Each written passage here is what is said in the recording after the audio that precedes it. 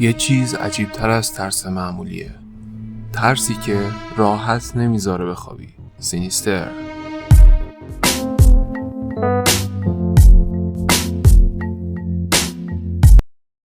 سلام رفقا.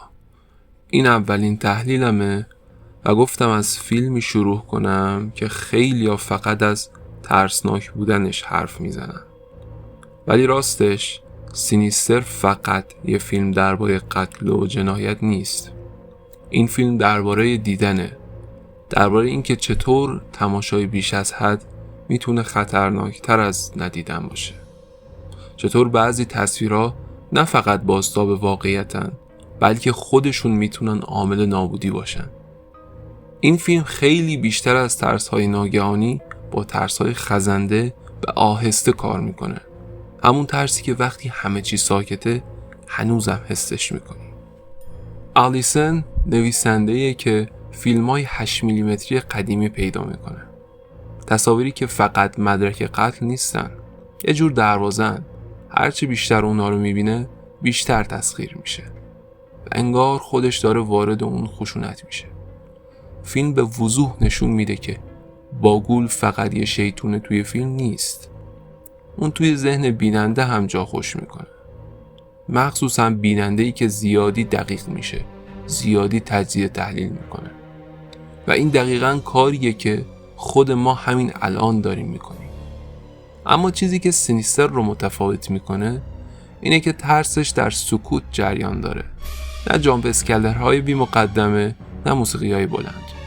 یه جور ترس پیوسته، سرد و بی صدا. وقتی چیزی نیست که بترسی ولی باز هم دلت آروم نمیگیره.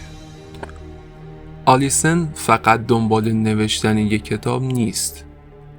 اون دنبال بازگشت به شهرت، دیده شدن و موفقیت دوباره است. و همین آتش دیده شدن باعث میشه وارد خونه‌ای بشه که میدونه یه جای کارش میلنگه. حریم خانواده‌شو زیر پا میذاره، امنیت بچه‌هاش رو فدای داستان میکنه تا به خواستش برسه. با مثال تو یکی از صحنه‌ها پسرش از کابوس میپره، ولی آلیسن بیشتر نگران اینه که این داستان میتونه کتابمو نجات بده یا نه.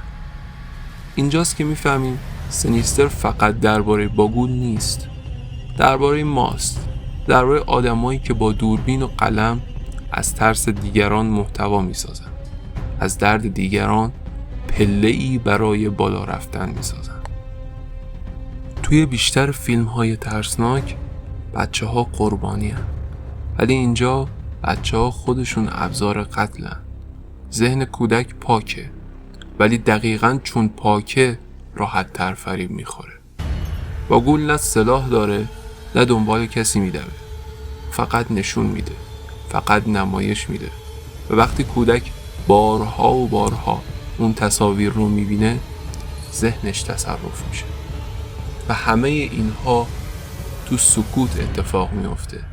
هیچ داد و فریادی در کار نیست، ولی تو نفست میگیره، چون ترس واقعی اون ترسیه که صدا نداره. سینیستر از اون ترس ها نیست که یک هوا به ترسونتت یا از جا بلندت کنه. نه، ترسش خزنده است. آروم میاد، جا خوش میکنه و تا به جنبی زیر پوستت ریشه زده. نه فریادی، نه شوکی، فقط حضوری که نمیذاره راحت نفس بکشی.